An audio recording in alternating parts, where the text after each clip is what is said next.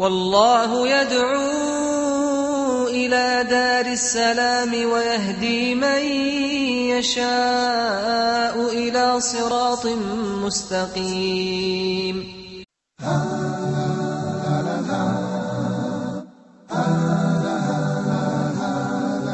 Islam.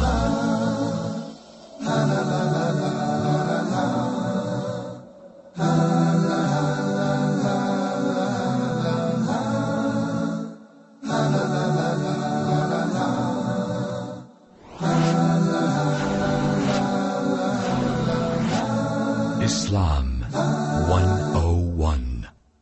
The last episode, we dealt with the issue of a nikah in al-Islam, or marriage in al-Islam. And we had a number of comments that were made by some of the viewers who have been following our program, that they wanted this program to continue in terms of the discussion. So we're going to add another program for you, the respected audience, hopefully to get more benefit concerning this most important topic. Because, as we mentioned, if a person doesn't get married the correct way, as a result of that, there are some evil and negative ramifications. It may be that his children who come as a result of that marriage, they may be considered to be illegitimate children. And he may be considered even to be a person who is committing zina, adultery, or fornication.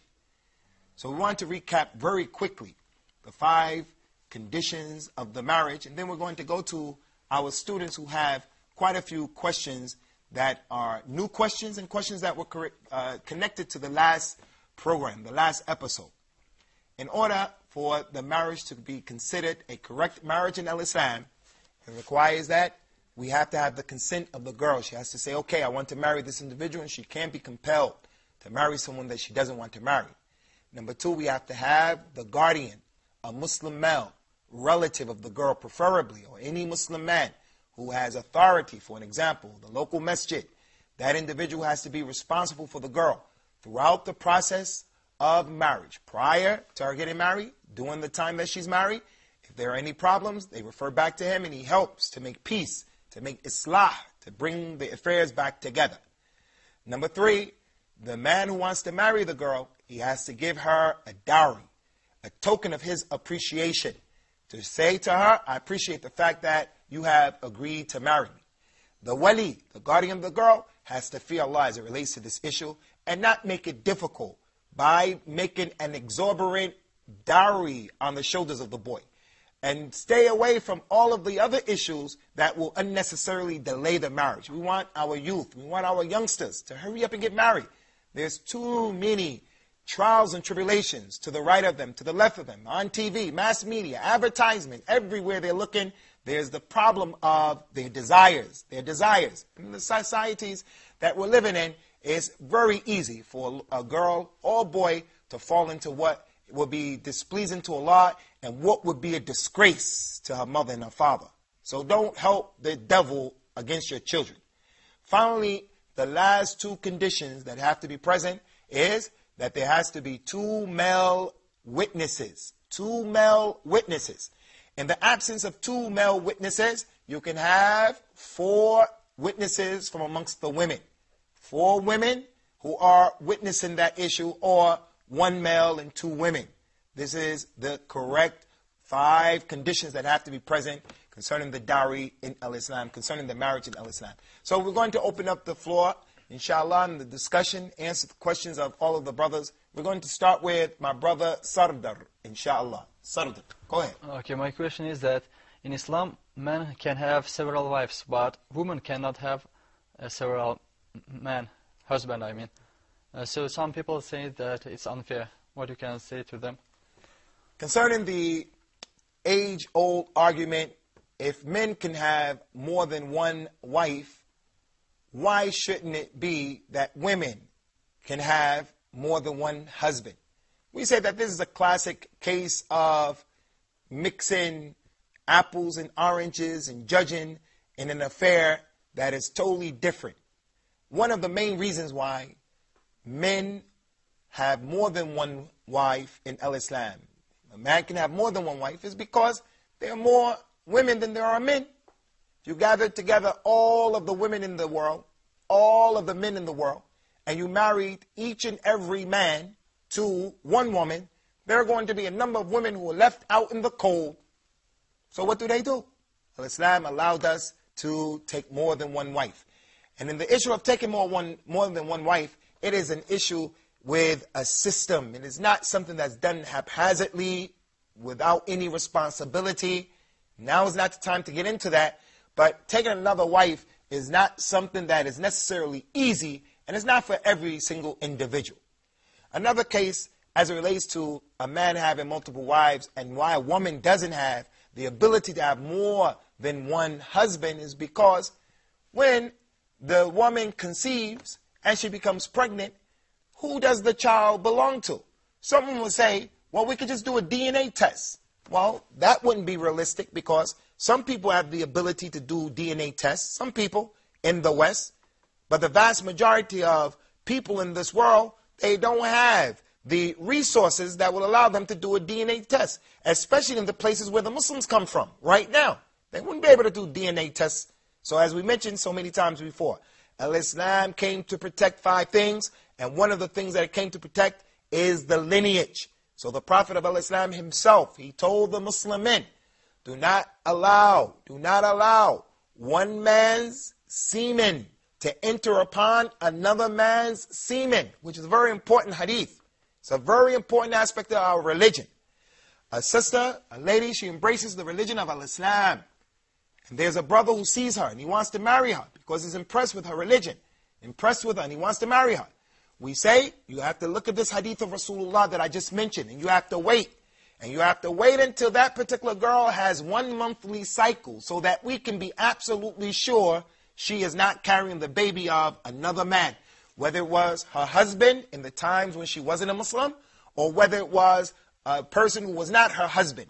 So in Islam, before a man can marry another woman, if it is known that she's not a virgin girl, then it's not permissible to allow one man to enter his fluid upon another woman. So if it was allowed for her to have more than one husband, there can be discrepancies as it relates to who the actual father is of the baby that's in her womb.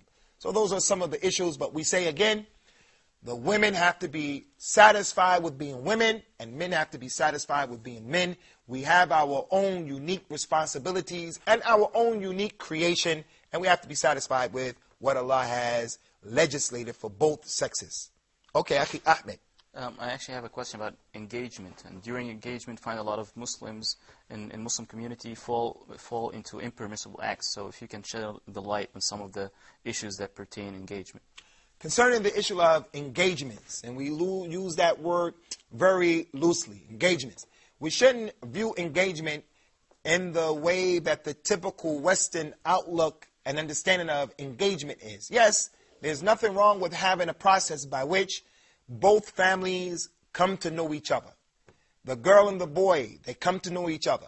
And then they may decide, okay, we're going to get married, but we want to wait until we finish our education. Or we want to wait until the boy can save up enough money to do A, B, or C. This is permissible in the religion.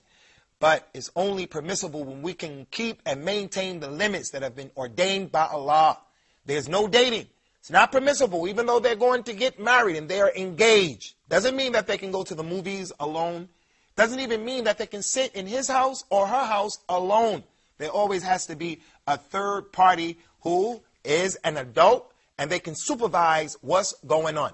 So this concept of the engagement, it shouldn't be viewed in the typical Western concept. And we have to be careful because of these long, drawn-out engagements many times only opens up the door for some problems. The boy starts to find it very difficult to control himself, and the girl finds it difficult to control herself.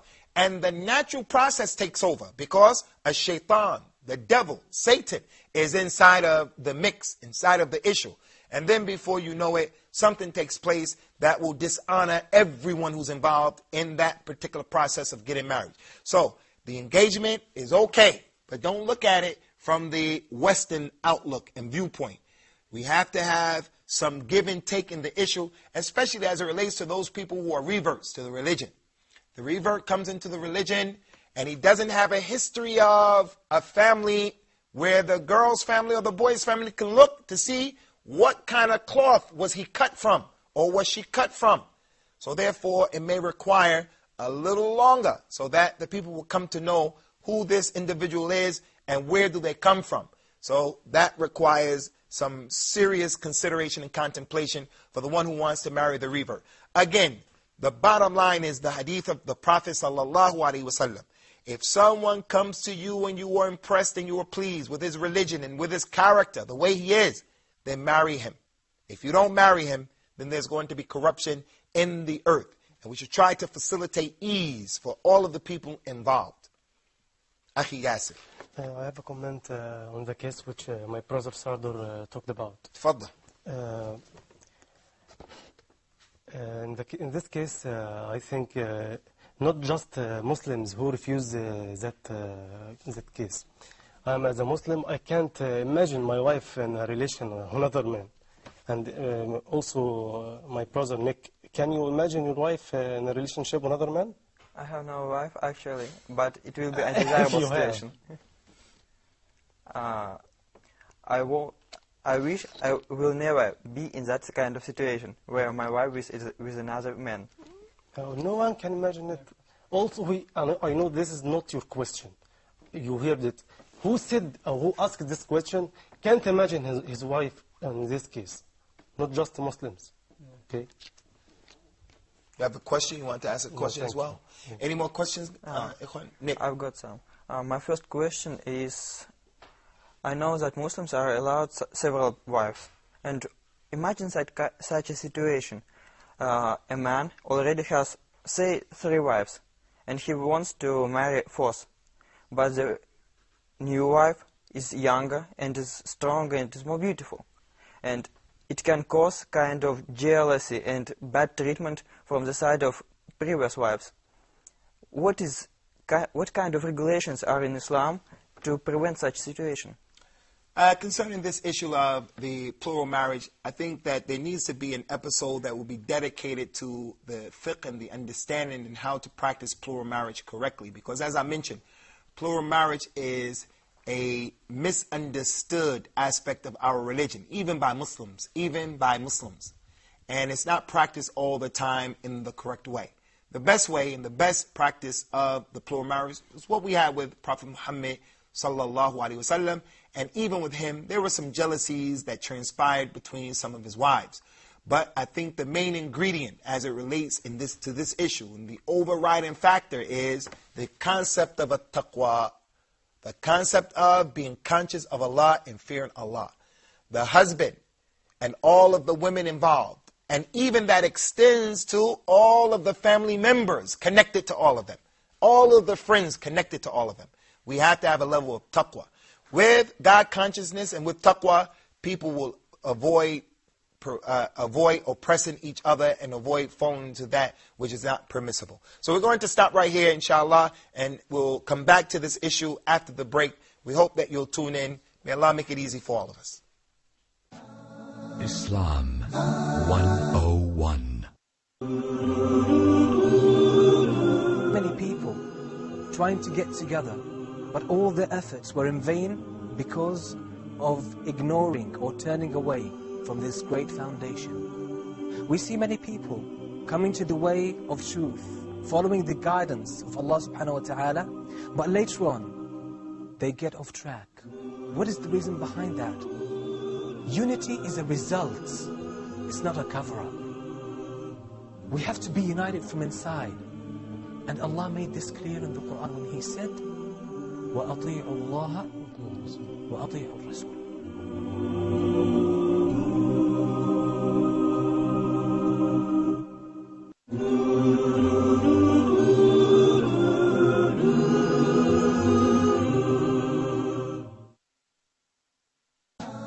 Islam 101.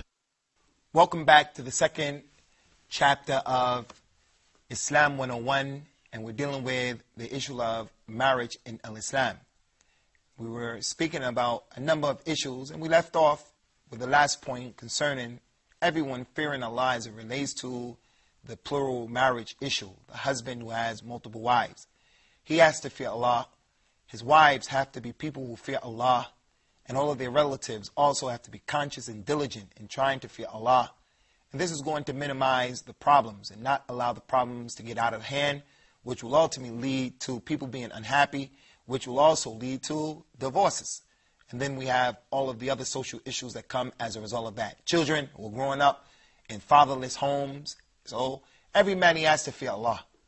Ali ibn Abi Talib, radiyallahu anhu, may Allah be pleased with him, he gave advice to the men who are the wali or the guardians, the awliya of these women. If you were a guardian of a woman, he said, marry your ward, your daughter, your sister. Marry her off to a man who has a taqwa, to a man who has God consciousness. Because this individual, if it turns out that he loves your daughter, he loves her, he's going to always honor her, live with her, and be married to her in honor. And if he doesn't love her, because they're not compatible or something happens, he doesn't love her, he's not going to oppress her.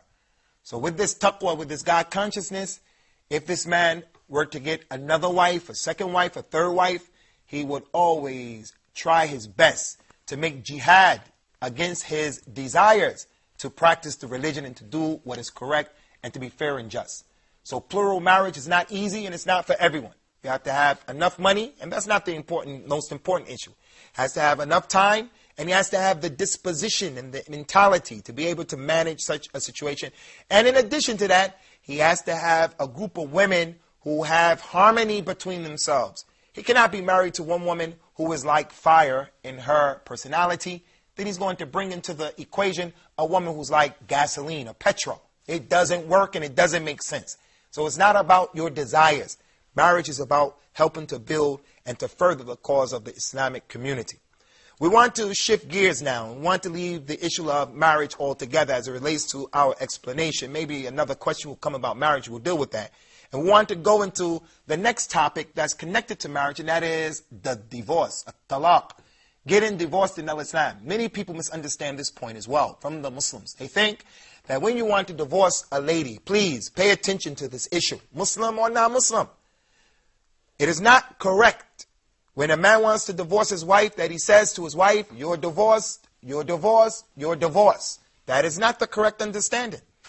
Nor is it correct for him to say, you're divorced, and then he waits a month, and then he says you're divorced, and then he waits the third month, and then he says you're divorced. This is not the correct way of divorcing the woman. The correct way of divorcing the woman in Islam is, if a man wants to divorce his wife, he has to wait and he has to look. Today I want to divorce my wife. This man is saying, I'm speaking on behalf of this man, because as it relates to divorce, brothers, Rasulullah said, don't play around with the issue of divorce.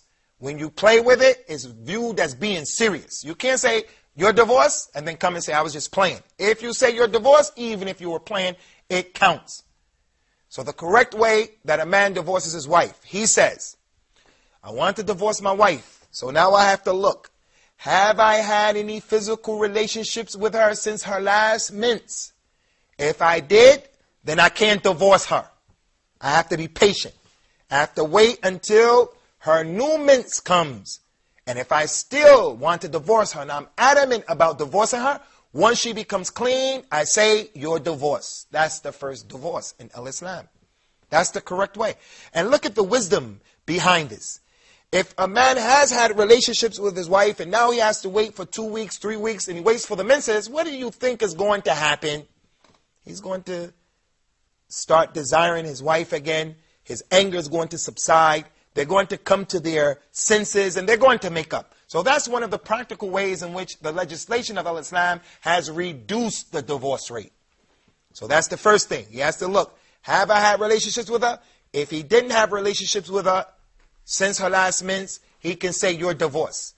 Now she waits for 3 menses, not 3 months, for 3 menses. And she remains in his home. She shouldn't leave his home, nor should he leave the home. If 3 cycles come and go, then that woman is divorced from that man and she can leave the house and she's free to marry someone else. While he's waiting for those 3 cycles to come, the 3 menses to come, if he says to his wife, I want to take you back, and they agree to come back. Or if they have physical relationships, if they have sexual relationships, then that is the first divorce that has been broken.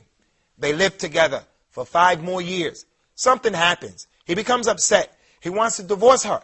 He follows the same process. He says, did she have a cycle yet? If she didn't have her cycle, he can say you're divorced. Now she's waiting for 3 cycles again. If he brings her back by saying it, or he has relationships with her, then that's the second divorce. They come together. 3 cycles is very important, that it's not 3 months. So now he's on 2 divorces. He divorced her the first time that I explained to you. He did the same thing the second time. You have to look. Did she have a cycle? If she had a cycle, you have to wait until a new cycle comes. If you are adamant about divorcing her, you can divorce her. If she didn't have a cycle, then you can divorce her right then, and she can wait, and she has to wait for the 3 monthly cycles. After that, 6 years go by, and something else happens. He has to wait, and he has to see, did she have a cycle or not? If she didn't have a cycle, and he says, you're divorced, that is the 3rd divorce. At that time, she doesn't have to wait for any cycle as it relates to her husband. She just goes and she's out of his house, and it's not permissible for them to be together now, because in this case, she's like any other woman to him, and he's like any other man, and he can never remarry her again until she married another man, and that man consummated the marriage. As it relates to the woman who is pregnant, if she is divorced during her pregnancy, then the period that is something that is permissible. Obviously, she's not going to have a cycle because she's pregnant. So if he says to the pregnant woman, you are divorced, then what happens is she, instead of waiting for the cycle to come, she waits for her baby to drop. If her baby falls back without him saying, you're my wife again, or without him having relationships with her again, then that is the completion of that particular marriage. She can go off and she can marry someone else. So I'm going to stop here because I hope that's clear. If not, maybe it'll come through the questions of the student. So if you guys have any questions concerning the process of a divorce, the danger of divorce, or whatever, you can ask here. Before you do so, there's a famous hadith that you may have heard of. Out of all of the things that are halal, all of the things that are permissible, the most hated thing by Allah that's permissible is divorce. This is an unauthentic hadith. It's not authentic. And we explained in the halal and the haram of al-Islam that the haram are those things that are harmful or dirty. And the halal are those things, the permissible things are those things that are beneficial and they're pure. Those things that will bring you some benefit. So how is Allah, the Most High, going to allow something and it is something that He hates? He only allows to be permissible those things that He loves and those things that He likes. But it shouldn't be misused and it shouldn't be abused, the divorce. The man should think 1,000 times, 2,000 times before destroying the bond of his family. Okay, Ahmed, you have a question? I have a question actually pertains Muslims who speak Arabic. You find a lot of guys who are married and they swear by divorce. And they swear a lot by divorce. So what is the ruling of that? Concerning this issue of some of the Muslim people who speak Arabic, they'll say to their wife, or they'll even say to any regular person, they'll say to the taxi driver, if you don't take me here, wallahi, I'll divorce my wife. I swear that I'll divorce my wife. It's a condition. If you don't do it, I'll divorce my wife. Or he may say to his wife, for an example, if you don't do this, I'm going to divorce you. But this is talking about the swear. You have to do it or I'll divorce my wife. What is that? Does that actually count? Does that actually work?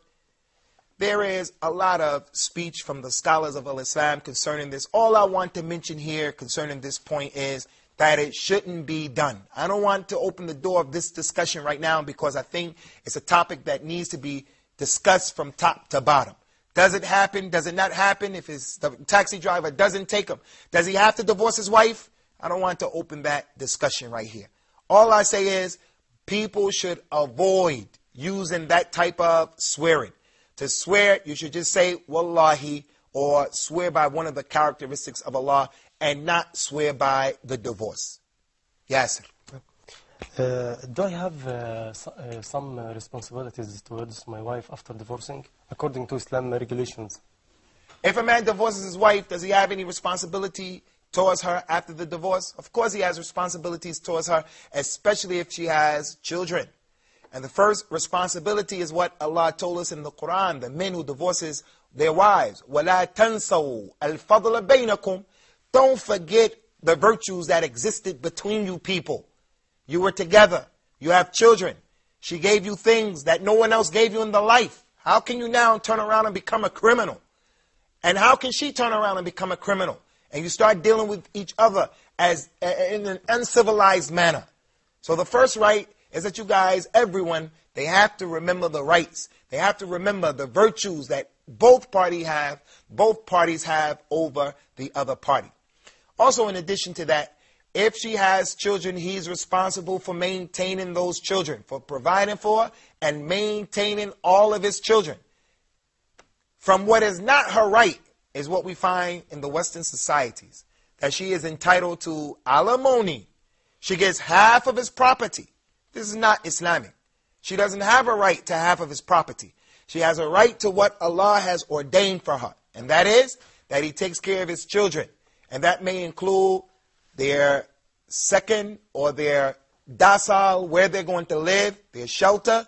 He has to take care of their education, has to take care of their what they need to eat, and so forth and so on. That's his responsibility if he doesn't have custody of those children. And then if and when he gets custody of the children, he is not responsible. As long as he has children connected to that woman, he has to take care of those children.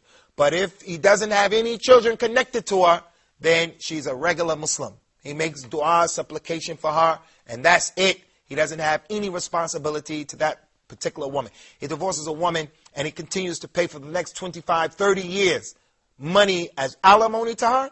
This is not permissible. This is not permissible, and it's not from our religion. So we want to tell our sisters, especially in the West, be careful about using the laws of the non-Muslims, the disbelievers, in order to oppress the Muslims.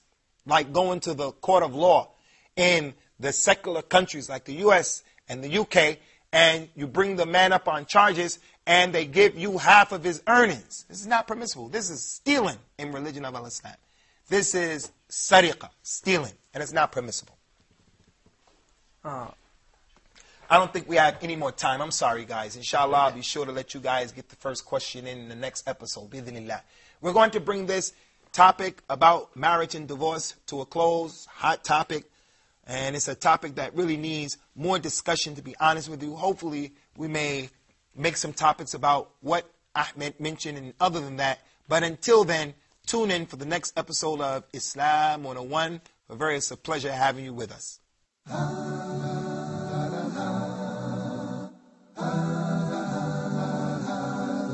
Islam.